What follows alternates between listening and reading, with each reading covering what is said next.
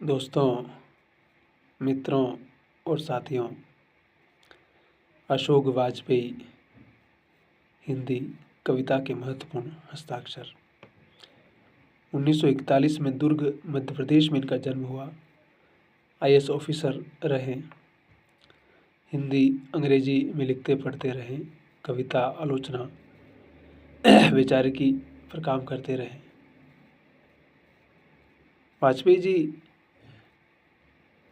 मूलतः कवि हैं, लेकिन सिर्फ कवि ही नहीं है। वो अपने आप में कह सकते हैं कि संस्थान है। वो मुक्तिबोध के समय मुक्तिबोध की हेल्प किए थे इन्होंने, जब बीमार हो गए थे तब।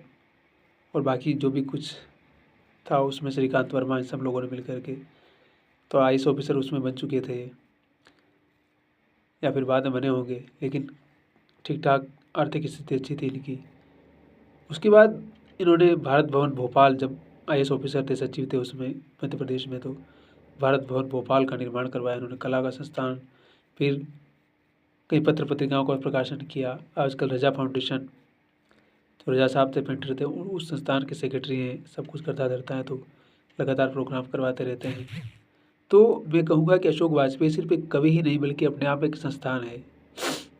अब उनकी वैचारिक से आप कितना सहमत है, नहीं है, उनकी कविताएं आपको कितनी समझ में आती है, नहीं है, उनकी विचारधारा, उनकी सोच, उनका चिंतन जो भी है, लेकिन वो मानव समाज के हित में है, साहित्य के हित में है, कला के हित में है, रचनात्मकता के हित में है।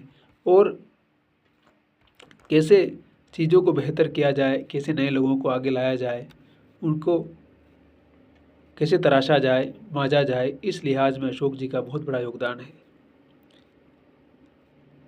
इनकी रचनाओं को पढ़ सकते हैं, इनके आलेख को पढ़ सकते हैं। इंटरनेट पर बहुत सारी चीज़ें उपलब्ध है, यूट्यूब पर बहुत सारे इंटरव्यू पड़े हुए हैं इनके। तो किस प्रकार से एक आईएएस ऑफिसर होने के बावजूद भी एक सरल और सहज तरीके से कैसे चीज़ों को डील करना, और कैसे जितना बर पड़े उतनी मदद करना, और मदद का दिखावा न करना, ये भी बहुत बड़ी बात है। क्योंकि लोग मदद तो 1 रुपये की करते हो, दिखावा 5000 रुपये का कर देते कि देखो मैंने कितना मदद किया, और उसका ढोल पीटने लगते हैं। तो ढोल पीटने की इस दुनिया में अशोक जी जिस तरह से रचनाधर्मिता को डेवलप किया है, अब देखिए उनकी कुछ कविताएं, मैं संग्रह के नाम बता देता हूँ ताकि थोड़ा समझने में आसान रहेगा आपके लिए भी। बहुत सारी कविताएं लिखी इन्होंने। शहर अब भी संभावना है, एक पतंग अंत में, अगर इतने से जो नहीं है तत्पुरुष, कहीं नहीं वही घास में दुबका आकाश, तिनका तिनका दुख चिट्ठी रसा है, विवक्षा कुछ रफू कुछ चितड़े, इबारत से गिरी मात्राएं, उम्मीद का ना दूसरा नाम, समय के पास समय, अभी कुछ और पुरखों की पर्ची में धूप उजाला एक मंदिर बनाता है, आलोचना फिलहाल कुछ पूर्वाग्रह, समय से बाहर कविता का गल्प, सीढ़ियाँ शुरू हो गई है, पाव भर जीरे में ब्रह्मभोज, कभी कभार बहुरी अकेला। देखिए मेरे ख्याल में बहुत सारी पत्रिकाओं का संपादन किया उन्होंने, संपादक के रूप में भी बड़ा स्थान है इनका। बहुवचन, समास, पूर्वाग्रह, कविता एशिया, तीसरा साक्ष्य, कुमार गंधर्व, प्रतिनिधि कविताएं, मुक्तिबोध की, पुनर्वसु, निर्मल वर्मा, टूटी हुई बिखरी हुई, शमशेर बहादुर सिंह की कविताओं का संचयन, कविता का जनपद, जैनेन्द्र की आवाज़, परंपरा की आधुनिकता, शब्द और सत्य, सन्नाटे का छंद, अज्ञे की कविताएं, पंत सहचर, मेरे युवजन मेरे परिजन, संशय के साएं, कृष्ण बलदेव, वेद संचयन। अनुवाद किया उन्होंने जीवन के बीचे बीच, पोलिश कवि तादेउश उजरेविच की कविताओं का अनुवाद, अंतःकरण का आयतन, पोलिश कवि जविचियन हर्तबे की कविताओं का अनुवाद, खुलागर, चेशवाब मिवो की कविताओं का अनुवाद, ये सब हिंदी में अनुवाद किया इन्होंने। और विदेशों की यात्राएं लगातार करते रहे, बहुत सारे पुरस्कार मिले इनको, खुद पुरस्कारों को बांटने में इनकी भूमिका रही है। अज्ञे के जो विचार हैं उनसे बड़े प्रभावित थे, अज्ञे के साथ बहुत रहे हैं। हमारे गुरु नंद किशोर आचार्य के साथ भी अशोक वाजपेयी जी का अच्छा संपर्क भी है, और लगातार दोनों साहित्य की वैचारिक पर और अज्ञे की पूरी परंपरा कुछ कह सकते हैं कि आगे बढ़ाने में इनका बड़ा योगदान है। हो सकता है कि आप कह सकते हैं कि प्रगतिशील जो मूवमेंट है उसके विरोध में ये रहे हों, लेकिन उसके विरोध में नहीं रहे, उसकी जो कमियां थी उनको लगातार उन्होंने बाहर करने का प्रयास किया, उजागर करने का प्रयास किया और रचनाधर्मिता और रचनाकार की जो भूमिका होती है उसको कह सकते हैं कि लगातार लोगों के बीच कैसे हम पब्लिक स्फेयर में लाया जाए, कैसे लोगों के बीच लाया जाए। रचनाकार कैसे अपने कद को और नैतिकता को, अपनी मोरलिटी को बना के रखे और अपने समय की वास्तविकता, अपने समय का जो सच है उसको जनता के बीच प्रस्तुत करे और जनता की आवाज़ वो बने। और ख़ास तौर से भारतीय भाषाओं के साथ इनका संपर्क अच्छा है। भारतीय भाषाओं के जो लेखक हैं उनसे उनका संवाद है, उनकी रचनात्मकता पर लगातार लिखते रहते हैं, बोलते रहते हैं। सिर्फ हिंदी को ही आगे बढ़ाने का काम नहीं किया। उन्होंने कहा कि अगर भारत को आगे बढ़ाना है तो भारतीय भाषाओं में जो कुछ लिखा जा रहा है, जो डांबर जी भी इस बात को कहते रहे लगातार, तो उस भारतीय भाषाओं के साहित्य के साथ सारा साहित्य कैसे संवाद कर सकता है, कैसे बेहतर कर सकता है और उन सारी चीज़ों को कैसे आप एक मंच पर ला करके रचनात्मकता को समृद्ध कर सकते हैं, बेहतर कर सकते हैं, उस लिहाज से अशोक वाजपेयी जी का बहुत ही महत्वपूर्ण स्थान है। अब इनसे मेरा संवाद उस तरह से नहीं हुआ है कभी, लेकिन एक दो बार उनको लाइव देखने सुनने का मौका मुझे मिला है। तो अशोक जी का भाषण देने का अपना अलग स्टाइल है, अपना अलग ही तरीके से बात करते हैं वो। फिर अपना पूरा आत्मविश्वास, पूरा कॉन्फिडेंस से बात करने का और अपने विचार को, अपनी बात को मजबूती के साथ रखते हैं, बिना किसी पूर्वाग्रह के, बिना किसी की परवाह किए हुए, इस लिहाज से भी, और अपने काम को बड़े सलीके से करते हैं। ऑफिसर भी रहे तो जाहिर सी बात है कि उस हिसाब से भी देख सकते हैं कि किसी काम को कैसे लयबद्ध तरीके से, क्रमबद्ध तरीके से और पूरी जिम्मेदारी से कैसे किसी काम को किया जाए। अभी भी जब रजा फाउंडेशन का कोई प्रोग्राम होता है तो पूरा सुनते हैं, खुद अपनी राय देते हैं और पूरा व्यवस्थित काम देखते हैं कि हर लेखक को सुनते हैं, हर नया लेखक क्या सोच रहा है, क्या उसका विचार है, क्या उसकी धारणा है, क्या उसकी सोच, उससे बात करते हैं, संवाद करते हैं, सवाल करते हैं, उससे कन्विंस करते हैं अपनी बातों से और उससे कोई अपनी जिज्ञासा है तो जानने की कोशिश करते हैं, उसकी कमी को दूर करते हैं। तो एज ए मेंटर के रूप में भी, एज ए मार्गदर्शक के रूप में भी, एज ए संस्थान के रूप में भी, कैसे बरगद के पेड़ की तरह नहीं रहे हमेशा कभी, बल्कि लोगों को फलने फूलने का मौका दिया, आगे बढ़ने का मौका दिया।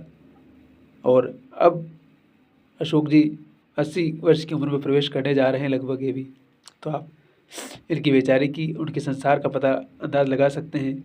लेकिन अशोक जी को पढ़ना भी चाहिए, सुनना भी चाहिए और समझना भी चाहिए। मैंने कहा ना कि हमारी किसी के साथ असहमति हो सकती है, हम हो सकता है कि उनके विचार से सहमत ना हो, हमें लगता है कि एक ही बात को बार बार उगा रहे हैं, वो तो सरकार का विरोध करते हैं, वो तो इसका विरोध करते हैं, वो तो कुछ और ही बोलते हैं, लेकिन वो क्या बोल रहे हैं, किस संदर्भ में बोल रहे हैं, उनका जो इतना लंबा अनुभव रहा है, उस अनुभव के आधार पर अगर कोई लेखक बोल रहा है, रचनाकार बोल रहा है और पूरी शिद्दत से बोल रहा है और पूरी मजबूती और पूरी मोरलिटी और पूरी जिम्मेदारी के साथ अगर कोई बात बोल रहा है तो उसके बोलने और उसके कहने का कुछ मतलब है। इसलिए मैं कहूँगा कि जो इस प्रकार के लेखक होते हैं, जो सिर्फ लेखक ही नहीं होते बल्कि लेखकों की पूरी परंपरा को बनाने में, अपने समाज की वास्तविकता को समझने समझाने में जिनकी भूमिका होती है, वो सिर्फ उस बंद कमरे में ही नहीं लिख रहे होते बल्कि लोगों के बीच में भी जा रहे होते हैं। इन पर बहुत सारे आरोप भी लगाते लोग कि ये तो सिर्फ एलिट वर्ग के लेखक हैं और बाकी लोगों की तरफ जाते नहीं हैं, मजदूरों किसानों की बात नहीं करते, लेकिन ऐसा नहीं है, सभी की बात करते हैं। शास्त्रीय संगीत का बड़ा गहरा ज्ञान है, पेंटिंग का जरा गहरा ज्ञान है, यानी कि जो 64 कलाएं, उन सारी कलाओं को भी प्रश्न है, क्योंकि वो कहते हैं कि सिर्फ साहित्य ही को बढ़ाने से ही काम नहीं चलेगा, बाकी सारी कलाओं पर भी बात करनी होगी। अगर आप कलात्मक दुनिया में आगे बढ़ना चाहते हैं, उसको समझना चाहते हैं तो इस लिहाज से भी अशोक जी का जो ज्ञान है, नॉलेज है, वो असीमित है और वो क्लासिक्स की जो दुनिया है उसको लगातार समझने समझाने का प्रयास करते हैं और किस तरह से संगीत और तमाम जो कलाएं हैं, मूर्ति कला से लेकर बाकी सारी कलाओं पर लगातार बात भी करते हैं और कला कैसे जीवन की वास्तविकताओं को अभिव्यक्त करने में अपनी महत्वपूर्ण भूमिका निभाती है। अगर इन सारी चीज़ों को भी समझना है तो अशोक जी को सुनने की, समझने की और धैर्य के साथ समझने की आवश्यकता है। हम क्या एक बड़े उतावले हो जाते हैं और वो जल्दी रिएक्ट कर देते हैं। पेशेंस बहुत ज़रूरी है किसी भी कला को साधने के लिए, किसी भी काम को आत्मसात करने के लिए, उसमें महारत हासिल करने के लिए धैर्य कितना ज़रूरी है, पेशेंस कितना ज़रूरी है, ये उन बुज़ुर्ग लोगों से सीख सकते हैं जिन्होंने अपने जीवन का इतना सारा समय दिया। 80 वर्ष की उम्र के होने जा रहे हैं तो जाहिर सी बात है कितना सारा समय उन्होंने इस सारी चीज़ों को अर्जित करने में, सीखने में, आत्मसात करने में दिया होगा। तो हम सिर्फ एक ही सेकंड में उस पर रिएक्शन दे करके बोल देते हैं कि नहीं ये तो गलत है, तो मुझे लगता है कि बहुत ज़्यादा जल्दबाजी होगी। और जल्दबाजी करने से हम न चीज़ों का मूल्यांकन कर सकते हैं, न चीज़ों को समझ सकते हैं, न हमारी समझ मजबूत हो सकती है। इसलिए पेशेंस के साथ लगातार हम जिस भी काम को कर रहे होते हैं उसको लगातार पुश करने की आवश्यकता होती है, तो हमारी समझ भी बनती है। और ये बार बार कहते हैं कि लेखक को जहाँ भी जाना चाहिए बोलने के लिए, क्लास में जहाँ भी, उसको अपनी पूरी तैयारी के साथ जाना चाहिए। चाहे अध्यापक है तो आपको पूरी तैयारी के साथ क्लास में जाना है। और अगर आपको कोई बुला रहा है भाषण देने के लिए, तो आपको पूरी तैयारी के साथ जाना है, क्योंकि आपके ऊपर इतना सारा इन्वेस्टमेंट हो रहा है। और आपको जो सुनने आ रहे हैं वो लोग इसलिए सुनने आ रहे हैं कि आपसे कुछ सीख के जाएँ, कुछ ग्रहण करके जाएँ। ऐसा नहीं कि आपने हाँ हो किया, टाइम पास किया और पैसा लिया और निकल गए, ऐसा नहीं होता है।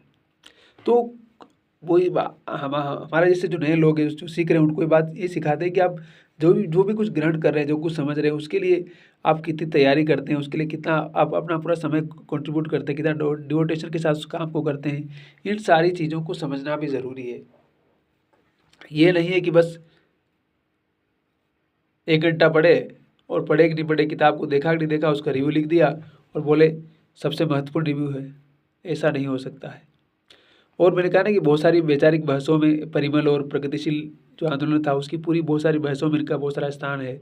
तो उस लिहाज से भी आप जब अशोक वाजपेयी का इतिहास पढ़ेंगे, उनके लिखे हुए को पढ़ेंगे, समझेंगे, और उनके दौर की जो तमाम बहसें हैं, तमाम विचार हैं, जो भी बड़े लोगों के संवाद हैं, उनको जब समझने का प्रयास करेंगे, तो भारतीय समाज में जिस प्रकार के परिवर्तन घटित हुए हैं उस पर इनके क्या विचार रहे हैं, मुक्तिबोध के बारे में क्या रहा है, श्रीकांत वर्मा के बारे में क्या रहा है, कुंवर नारायण के बारे में क्या रहा है, उस दौर के तमाम लेखक जो अब हमारे बीच नहीं, बहुत सारे गुजर गए हैं, तो उनकी क्या राय रही, उनके बारे में क्या सोचते रहे। अज्ञे के बारे में मैंने कहा बड़ा विस्तार से काम किया इन्होंने।